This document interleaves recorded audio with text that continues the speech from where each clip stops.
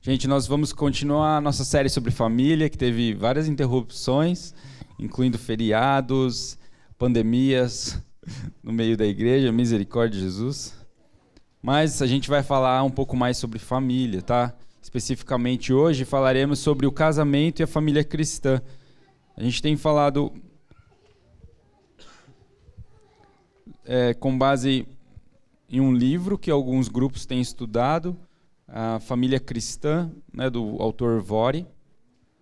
Para a mensagem de hoje eu também me baseei bastante num outro livro do Timothy Keller, que fala sobre casamento. Se você conhece o autor, talvez já viu esse livro, se chama O Significado do Casamento. Em minha opinião, acho que é uma leitura muito recomendada e até obrigatória para os casamentos, para os casais aí, principalmente casais jovens, digamos, que estão começando a desfrutar dessa vida abençoada, dessa peleja, quando sabem do que eu estou falando. Mas eu quero falar do casamento por causa da importância, né? Vamos combinar que é a instituição provavelmente mais antiga que existe, o casamento. Você já pensou nisso? Vamos falar de casamento por quê? Porque é um plano de Deus. E se é plano de Deus, sabemos que é alvo de ataques. O inimigo quer destruir casamentos. Então vamos adquirir entendimento do que a Bíblia fala sobre essa instituição, tá? Primeiro, uma reflexão: só todos os cristãos devem se casar? Não sei se você já se perguntou isso. Não sei se você olhou para o lado e viu alguém solteiro ali. Falou, será que essa pessoa nunca vai casar? Mas a Bíblia não sugere que todos devam se casar. Ela não sugere isso, tá?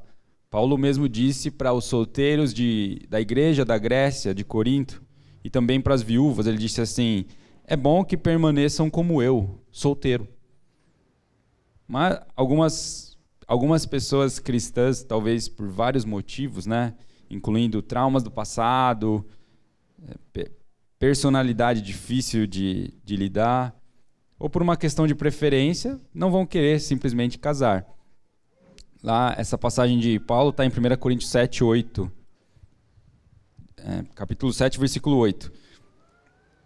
Aí ele continua, né? É bom que permaneçam como eu, mas se não conseguem controlar-se, devem casar-se, pois é melhor casar-se do que ficar ardendo de desejo. Bom, biblicamente falando, o cristão não é obrigado a casar, tá, gente? Então, se tiver algum solteiro, uma solteira que quiser viver assim, e Deus deu essa graça para eles, não vamos ficar, né, dando uma de cupido na vida dos outros, sem necessidade. A gente tem essa, né? A gente quer ver as pessoas juntas. Mas Deus sabe o destino de cada um, né? E por aí vai. Mas em Gênesis 1, 2, enquanto Deus criava o mundo e dizia, isso é bom, fiz os corpos celestes, as estrelas, fiz planetas, isso é maravilhoso. Deus se alegrando com a sua própria criação, né? A Trindade se maravilhando entre ela mesma. No entanto, quando chegar no capítulo 2, versículo 18, Deus percebe uma coisa que não está boa, faz uma observação: não é bom que o homem esteja só. Então, mesmo que alguns cristãos não são obrigados a casar, a palavra de Deus fala que também não é legal que o homem viva só. Gênesis 2:18. Já dizia no século XVIII o psiquiatra Freud, não sei se você já ouviu falar, tal de Freud, conhecido como o pai da psicanálise, que é uma área da psicologia. Ele fala que o homem, em sua essência, é um ser relacionável. É um ser que nasceu para relacionamentos. O Tim Keller fala que, se você pensar na Trindade, Deus Pai, Deus Filho, Deus Espírito Santo, e a gente pensar como eles operam, lá em João 17 fala um pouco sobre isso, mas cada pessoa da Trindade existe para honrar a outra, amar a outra, para glorificar a outra. Olha que coisa fantástica. E a reflexão do Keller é essa, Se nós nascemos à imagem de Deus, então nós nascemos para relacionamentos. Nós nascemos para participar de relacionamentos. A mesma pessoa que escolhe viver solteira, digamos, ela teve relacionamento ali, né? Teve uma família, teve uma experiência. E nesse livro, falando sobre solteiros, o Tim Keller fala, é importante a pessoa estar em uma igreja. Permanecer solteiro sem igreja não existe no conceito cristão. A pessoa precisa de relacionamentos saudáveis. Bom, mas vamos falar para a grande maioria do público nosso, da nossa plateia, que são casados. Nós temos uma igreja aí com um monte de família, um monte de bebezão, um monte de casal novo, e a gente precisa aprender juntos sobre isso, certo? O que dizer do casamento? Casamento é maravilhoso, né, gente? 2 pessoas. É bom, né, gente? Me ajuda aí. Não existe uma aliança tão bonita, um relacionamento tão maravilhoso, tão íntimo, tão exclusivo como o casamento. Ele é glorioso, mas é difícil. Ele envolve força, alegria, momentos, né, de explosão, de força, de alegria, momentos de prazer, mas ele envolve também momentos de sangue, suor e lágrimas. Essas são palavras dos autores nossos aqui, tá? Não é só minha, não. Sangue? Sério? Não, nunca bati na minha esposa, mas às vezes, né, emocionalmente falando, a gente fez sangrar, né? Vai saber. No casamento a gente experimenta de tudo, desde vitórias e até derrotas. Assim como conhecer a Deus é desafiador, conhecer o cônjuge no casamento é desafiador. Não pensem que vai ser fácil ao acaso. O casamento, assim como qualquer relacionamento, precisa ser trabalhado para ser melhor desfrutado. Gênesis 2, então, é o relato bíblico dessa primeira cerimônia de casamento. E quem celebra é o próprio Deus, né, colocando ali no jardim Adão e Eva e casando eles, unindo, dizendo, olha, o homem vai deixar pai e mãe, vai se unir à sua mulher e os dois formarão uma só carne, uma só unidade, uma só família. Então, tudo nesse texto aponta para que depois do seu relacionamento com Deus, o relacionamento mais importante que você vai ter na sua vida é o seu cônjuge, é o seu casamento. Olha que coisa fantástica, né? Alguns casados ficam apegados, né, às vezes à família, aos pais, e isso acontece essa transição de uma maneira, para acontecer de uma maneira natural quando a gente se casa. A gente vai deixando pai e mãe, né? Eles deixam de ser o confidente principal, e isso tem que acontecer, porque o confidente principal se torna o seu cônjuge, e deve ser assim. Falando um pouquinho só de estatística, né, a gente perguntou, o casamento é bom, né, gente? O pessoal ficou meio tímido, mas se você pegar a estatística, olha só que coisa. Casados na década de 70 eram 72% da população americana. Na década de 70, então, 72%. Na década de 2008, caiu de 72% para 50%. Metade da população. Antes era bastante, 72%. Isso mostra o que para a gente? Uma desconfiança das pessoas no casamento, na instituição. E até um pessimismo, né? Pessoas pessimistas, já entra com derrota, sabe? Vai casar, mas já lamentando. Né? Não sei se você já viu isso. Eu vou casar, mas, né? Já tem ali o plano B, C, D. E será que, biblicamente, o casamento era para ser assim? Pior, a gente vê pessoas zombando da aliança hoje. Né? Não apenas elas não querem se envolver nisso, mas até zombam como se isso fosse uma utopia. Será? O que a Bíblia fala sobre isso? Se você lembrar de Jesus dando uma orientação sobre divórcio, sobre casamento, lá em Mateus 19, 6, a segunda parte, Jesus diz assim, portanto, o que Deus uniu, ninguém separe. O que Deus uniu, ninguém separe. aqui Jesus expõe a intenção dele para as alianças, para os casamentos. Que seja eterno. Essa é a minha vontade. Que vocês guardem a sua aliança. Isso nos leva já então para um primeiro ponto de reflexão, que seria o segredo do casamento. Efésios 5, 31, faz coro para o que diz lá em Gênesis 2. Efésios 5, 31 diz assim: Por isso, o homem deixará pai e mãe e se unirá à sua mulher, e os dois serão uma só carne. Esse mistério é grande. O que Paulo estava dizendo aqui? Esse mistério é grande. Essa palavra, no original grego, significa segredo. Tá? Esse mistério que Paulo usa aqui também significa segredo. Então Paulo falou, o homem deixa pai e mãe, se une à sua mulher e se transforma em uma só carne. Esse mistério é grande. E aí ele fala, mas eu me refiro a Cristo e à igreja.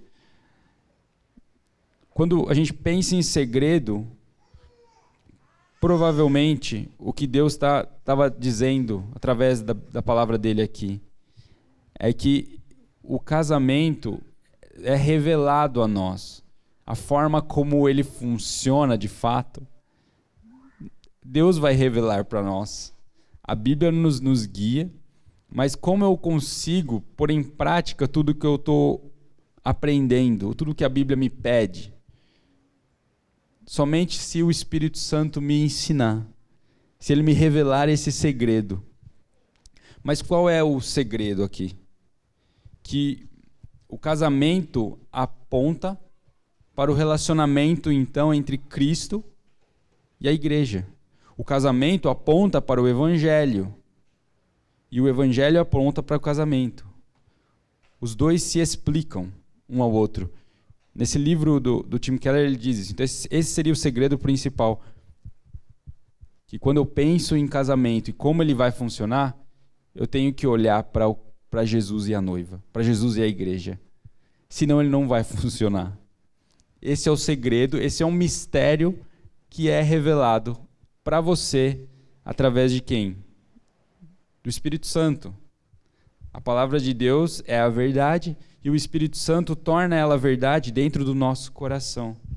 Esse é o trabalho do Espírito Santo, gente. É convencer você de que Deus é real. É convencer que a palavra de Deus é verdadeira. Conforme você medita nas Escrituras, o que está acontecendo? O Espírito Santo está trazendo fé no seu coração. Dizendo, sim, é verdade. Sim, Deus te ama. Sim, Ele deu a sua vida por você. Isso te convence de uma forma que te transforma. É como se Paulo estivesse dizendo, vamos começar por aqui, gente. Vocês que vão se casar ou estão casados. Faça pelo seu companheiro, pela sua companheira, aquilo que Deus fez por você, através de Jesus. E o restante vai ser consequência.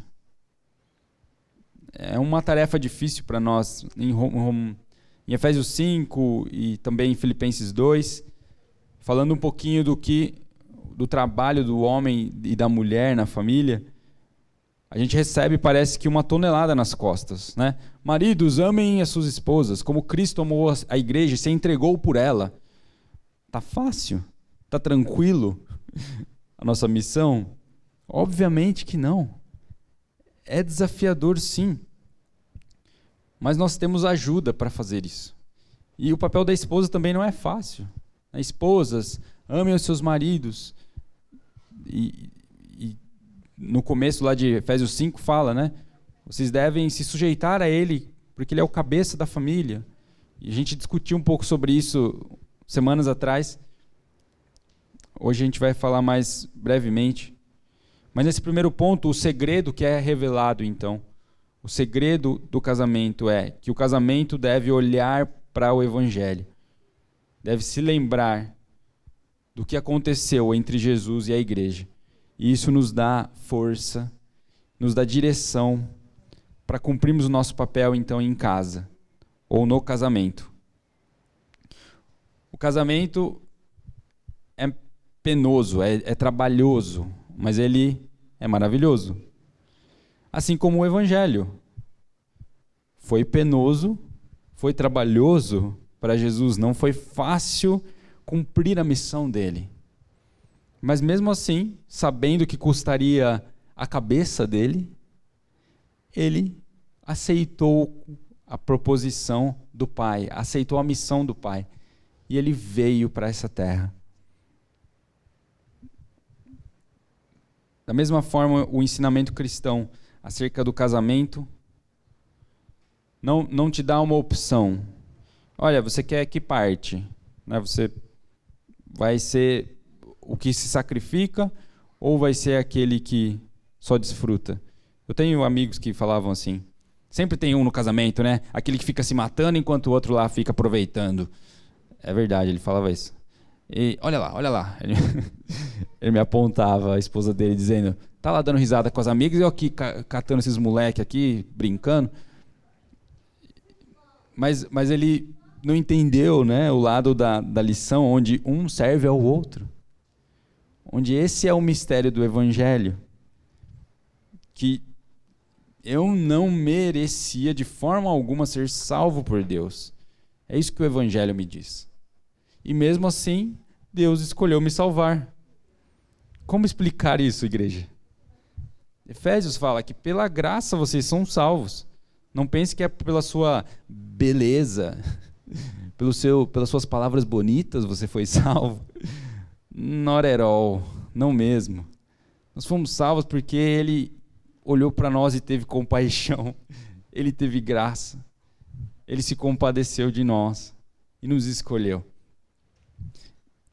Isso nos constrange. Né? Esse amor de Deus, então, nos constrange.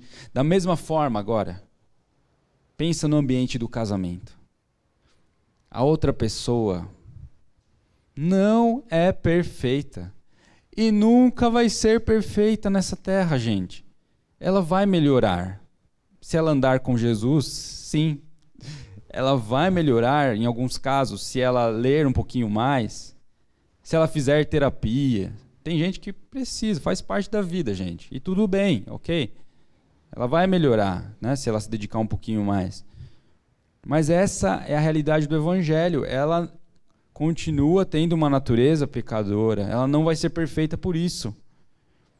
Mas, assim como Jesus insistiu em nós e continuou nos amando e deu a sua vida, mesmo quando nós éramos pecadores, o que nós vamos fazer com o nosso cônjuge? Vamos descartar quando envelhecer? Vamos descartar quando fizer algo que nos ofende? Não, a mensagem do Evangelho é: ame em todo tempo, ame apesar da condição dessa pessoa. Olha que coisa maluca. De verdade, o casamento aponta para o Evangelho. Aponta para o que Jesus fez por nós. E esse Evangelho, quando é revelado, quando esse segredo é revelado no seu coração, o que acontece com você? Quando você teve aquela experiência de sentir que de verdade Jesus te ama, você fala: não, isso aqui é a bênção de Deus. Essa família que eu tenho, esse emprego, essa promoção que aconteceu, eu sei que é Deus, porque por mim mesmo não teria acontecido. Você chegou no momento onde você falou: então agora que de verdade Deus me ama, e eu me lembrei, eu descobri isso, eu vou entregar minha vida para Ele, e eu quero viver para Ele. Olha o que o Evangelho fez com você. Ele fez você voluntariamente se render.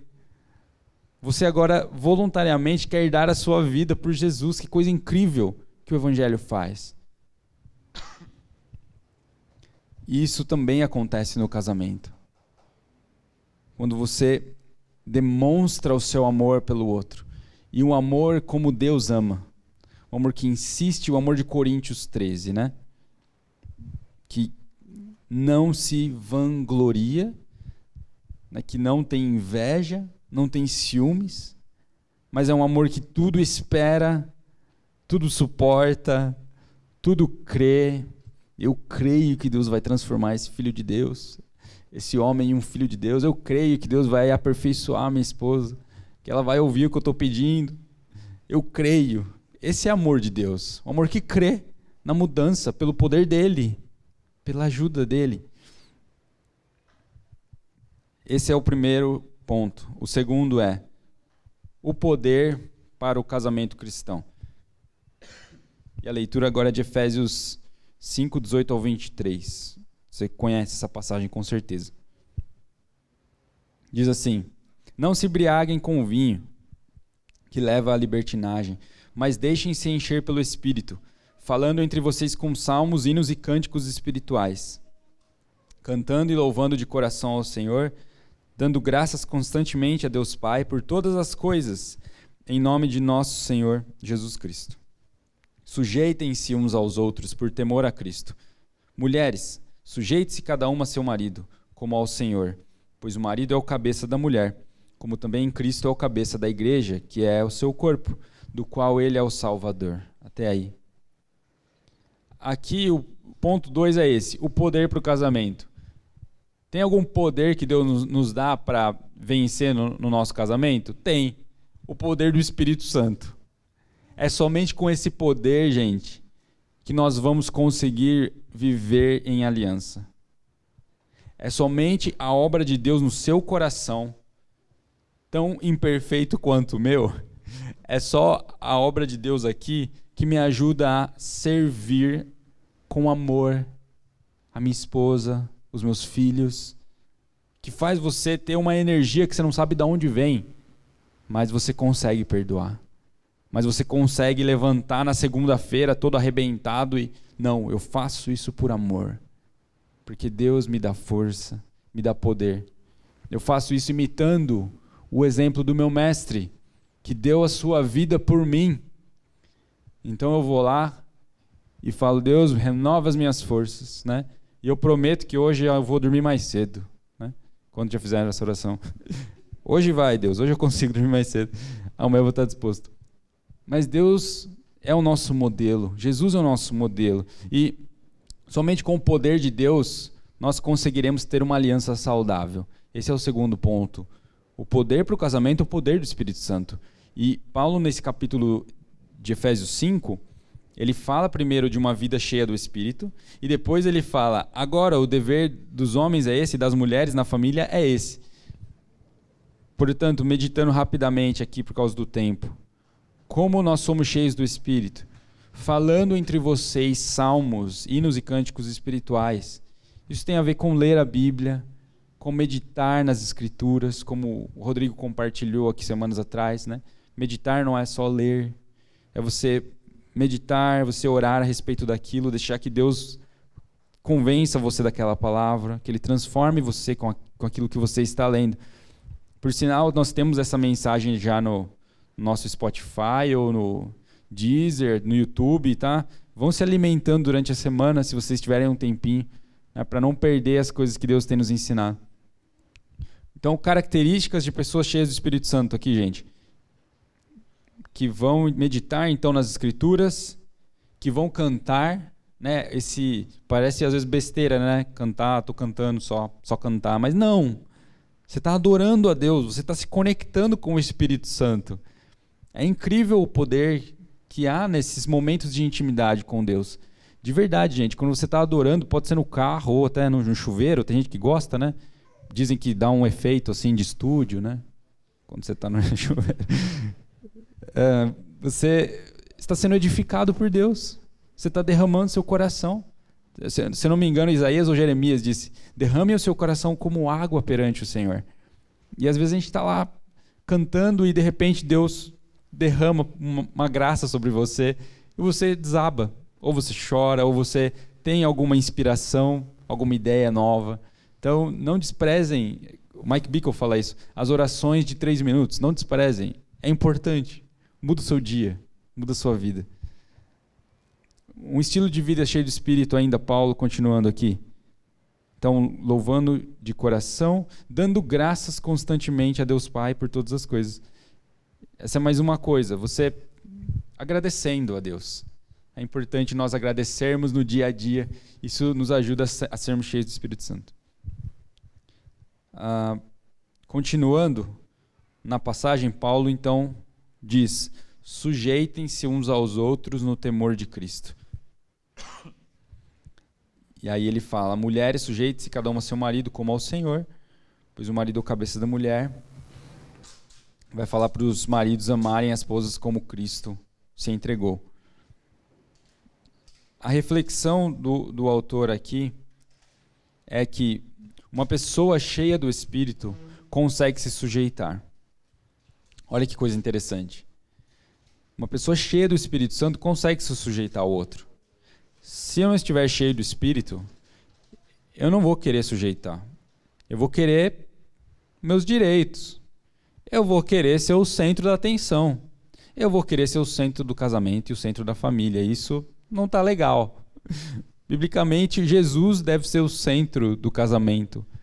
A nossa aliança, gente, quando você se casa perante Deus, nem que você tenha recebido uma oração ali, né, eu os declaro marido e mulher na presença de Deus, dessas testemunhas, você está fazendo uma aliança não só com a pessoa, tá?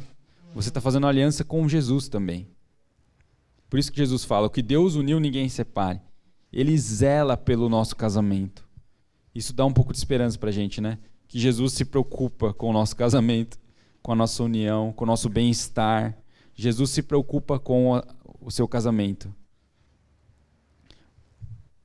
Continuando, a gente estava falando do primeiro segredo, então, do casamento, que é o casamento aponta para o Evangelho nos ajuda no casamento. E o segundo ponto, o poder do casamento, o poder para vencer no casamento é o poder do Espírito Santo. O que o Espírito Santo faz em essência, a gente já falou, né? Isso está em João 16, igualmente. Aí o terceiro ponto de reflexão é o casamento, a essência do casamento. Nesse livro, Tim Keller então fala dessa essência. Em contraste com a nossa cultura, a Bíblia ensina que a essência do casamento é qual? É o compromisso de sacrifício com o bem do outro. Ou seja, servir um ao outro. Essa seria a essência do casamento. É de se pensar, né, gente? Se você olha para essa passagem de Efésios 5, talvez você fique pensativo. Quer dizer, então, que o homem é o cabeça, então só a mulher deve servir, é isso? É isso que está dizendo? Não, porque no versículo seguinte fala que Jesus deu a sua vida, né? Em resumo, essa essência do casamento diz que eu devo considerar o outro como alguém a quem eu devo servir. Eu devo servir o meu próximo. E os dois devem pensar dessa forma. Vai ser uma briga quando Deus reinar de fato nas nossas casas e nos nossos corações. Vai ser uma briga para ver quem serve o outro. Pensou nisso? Que legal? Um ambiente onde um serve o outro. Não é utopia. É palavra de Deus. Às vezes a gente grifa muito essa questão da submissão, e isso é bom. Precisa ter submissão, senão, como o pessoal fala, né? Tem muito cacique, pouco índio, é isso? Tem lugar, né? Não sei se a sua empresa é assim. Todo mundo quer mandar, mas ninguém quer obedecer. Em casa não pode ser assim, gente. Precisa ter uma ordem, uma hierarquia, e Deus deixou a hierarquia para o trem funcionar. Então, tá ali o cacique, né? Deus deu essa autoridade para o homem. Mas ele não disse para o homem ser ditador, para o homem só fazer a vontade dele. Não, ele disse, e você também dá a vida por ela, você também serve. Você também ajuda no que você puder. Né? Se tem energia nesse braço aí, filhão, ajuda aí. Né? Porque a louça não se lava sozinha, né? O lixo não sai, cria a perna e vai para a rua. Né? A gente precisa ajudar e servir também. Essa, então, é a ênfase do time nesse ponto aqui, da essência do casamento. A gente valoriza a questão da submissão, sim. Porém, a gente também lembra que um deve servir ao outro. Ao longo da Bíblia, você vai ver os cristãos se relacionando como irmãos, os cristãos se relacionando, sejam servos uns dos outros. Lá em Romanos fala, considerem os outros superiores a você. Olha que coisa diferente. Como você trata uma autoridade? um policial ou até um político jogando ovo nele. Alguns sim, né? Mas, a princípio, uma autoridade deve ser respeitada, certo? Deveria. A Bíblia fala, Romanos 13, respeitem as autoridades, gente. Então a gente tem que respeitar. Então a gente considera o outro superior, a gente fala, olha, ele tem preferência, ele tem prioridade, porque ele é autoridade. Agora, nós cristãos, às vezes, não pulamos essa parte. Eu trato a minha esposa com a minha fêmea, né? Ela não é minha irmã em Cristo mais, não tenho que servir ela. Não, a Bíblia diz, considerem os outros superiores a você. Olha que coisa, o que o Evangelho faz no nosso coração. Então, com amor, em casa, eu vou tratar ela como a parte que merece honra, como a parte mais frágil. Vou tratar meus filhos como pessoas que merecem honra também. Esse é o terceiro ponto, a essência do casamento, o serviço um ao outro. E o ponto 4 é a missão do casamento. A leitura a gente já fez aqui. Maridos, ame cada um a sua mulher, assim como Cristo amou a igreja. Efésios 5, 25.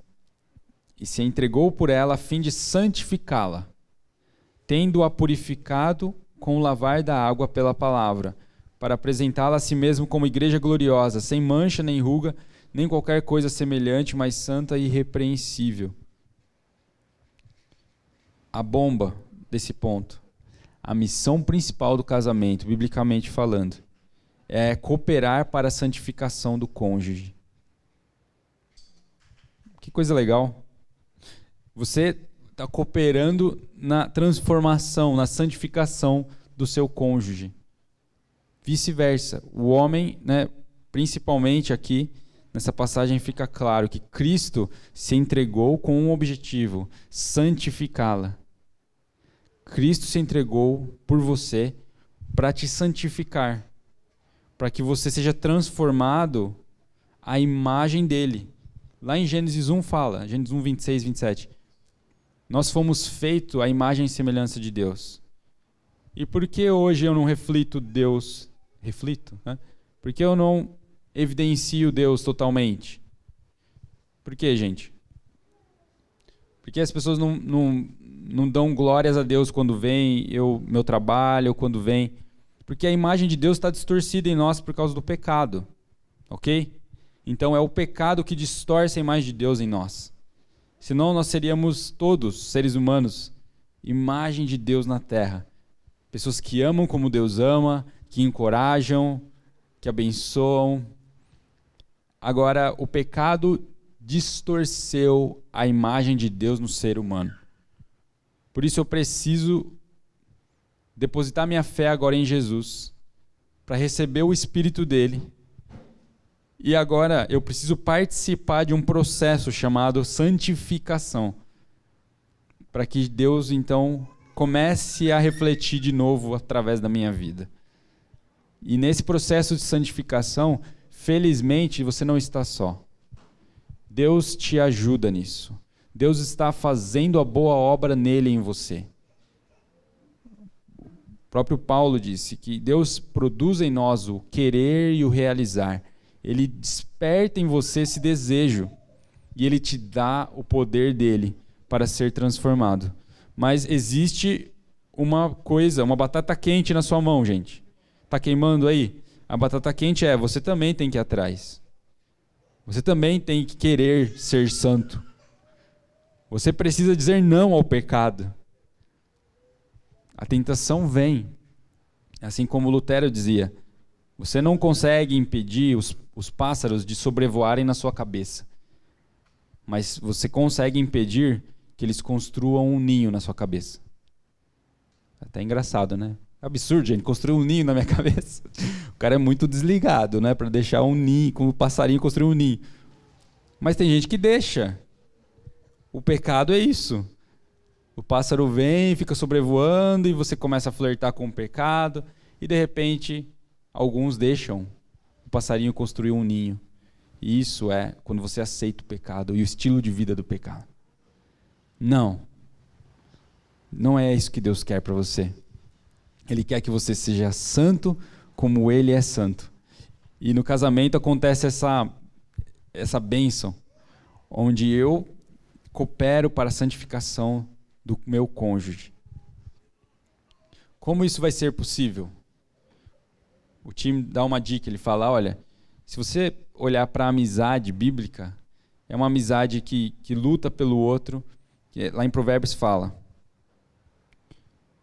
o amigo ama em todo tempo, e em particular na angústia. O falso amigo é aquele que aparece quando você é bem-sucedido, mas quando você perde prosperidade, status ou influência, ele some, né? Assim, no casamento, não vão ser apenas tempos de prosperidade ou tempos de, né? Olha só que bênção, né? Tá tudo nos trinques ali, né? Me traz muita alegria. Fases e fases, igreja. O casamento, às vezes, vai ser pela fé. Mas o amigo é assim. Ele ama em todo o tempo. Em Provérbios, a palavra amigo é melhor amigo. É um confidente especial. Essa palavra no termo original hebraico é alup. Por isso, vamos olhar para o nosso cônjuge como alguém que Deus está trabalhando, mas eu coopero nesse trabalho.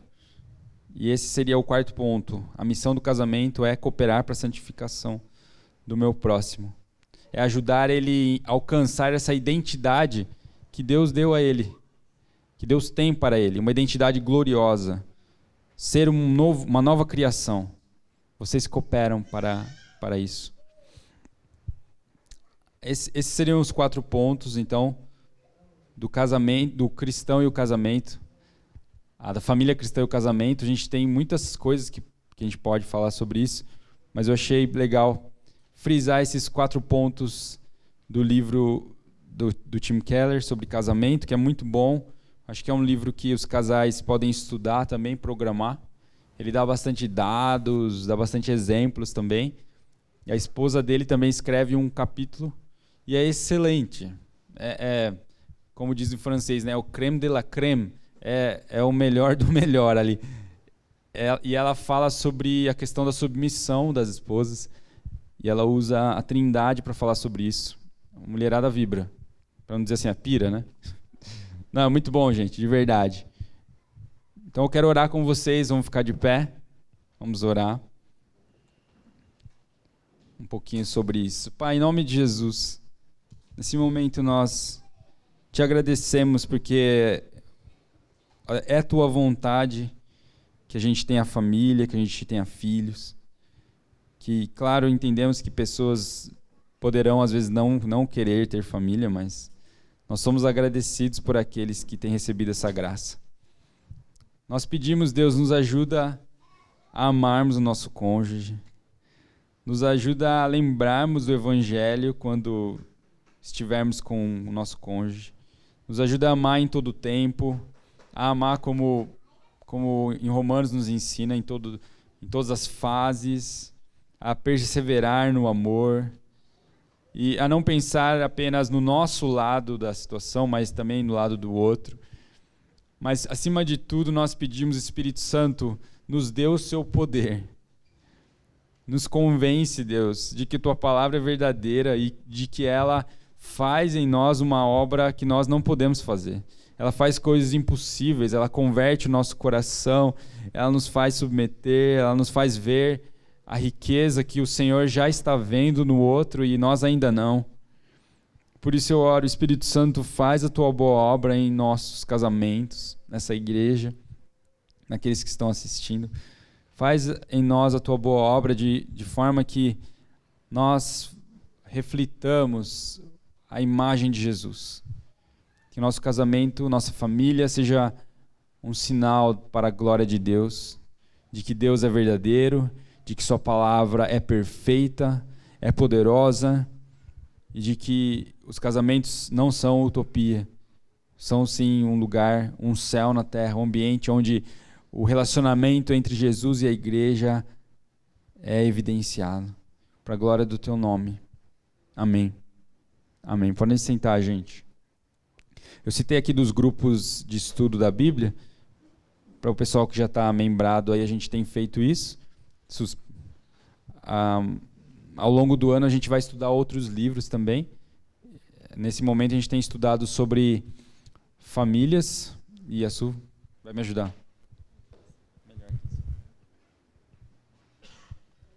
O director mandou eu subir, gente. Ontem foi aniversário do Igor. Vamos bater palma pro Igor, gente? O Igor é uma bênção na nossa igreja.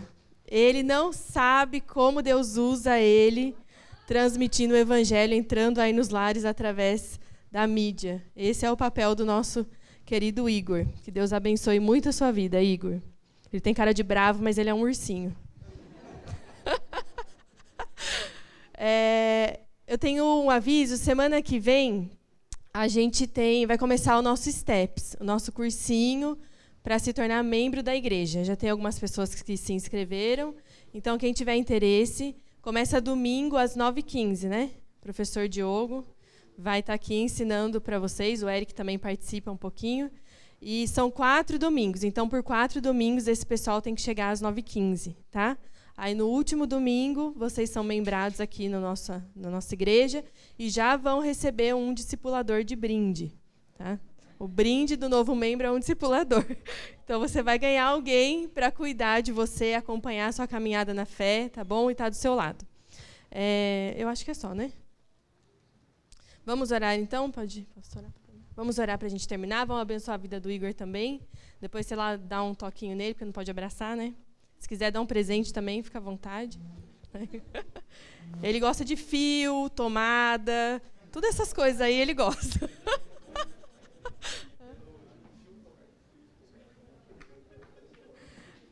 Vamos orar, então. Pai, nós te agradecemos por tudo que o Senhor tem feito no nosso meio, porque o Senhor tem nos ensinado a ser uma família cristã, Pai, que obedece a Tua palavra, que honra os Teus mandamentos e que, através disso, atrai a Tua presença, Senhor, para os nossos lares. Eu peço que o Senhor continue capacitando cada marido, cada esposa, que o Senhor abençoe os nossos filhos, que o Senhor nos dê graça, Senhor, para nos rendermos à Tua palavra, Senhor, e cumprirmos a Tua palavra com todo amor, com toda obediência, Pai. Cuida das necessidades de cada família, Senhor. Cuida da saúde de cada família. Eu oro por aqueles que ainda estão se recuperando, Senhor, do Covid. Que o Senhor restaure, que o Senhor cuide da mente, Pai. Que o Senhor liberte essas pessoas de toda a enfermidade, Pai. Eu oro também pelo Igor, que completou mais um ano de vida.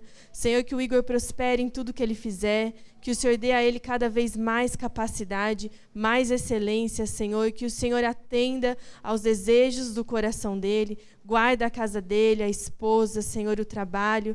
E que ele seja abençoado, Senhor. E que essa igreja saiba também abençoar a vida do Igor. Nós abençoamos a nossa semana.